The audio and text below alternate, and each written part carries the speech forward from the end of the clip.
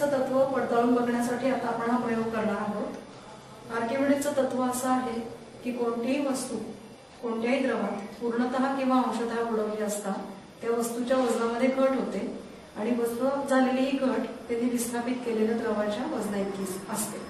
यासाठी आपल्याला पहिल्यांदा दिलेल्या वस्तूचं वस्तुमान स्प्रिंग तराजूच्या मदतीने मोजायचं आहे।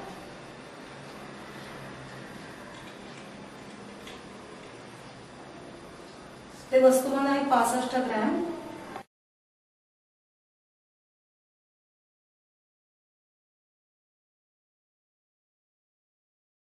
आता या वस्तूमुळे किती पाणी विस्थापित होत आहे ते आपल्याला बघायचं आहे। त्यासाठी ही वस्तू आपण स्प्रिंग तराजूला अडकवणार आहोत आणि पाणी किती विस्थापित होत आहे त्याचबरोबर किती वजन कमी झालेलं आपल्याला दिसतंय तेही आपण बघणार आहोत।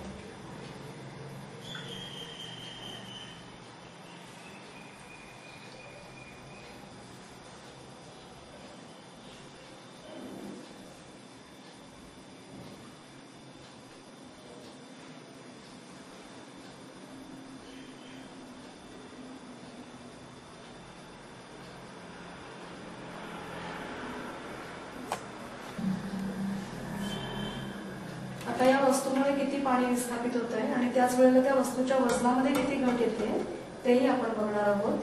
त्यासाठी ही वस्तू स्प्रिंग तराजूला अडकवूया आणि पाण्यामध्ये बुडवूया। या वस्तूमुळे जलोत्सरण पत्रामधून काही पाणी विस्थापित होताना आपल्याला दिसतंय।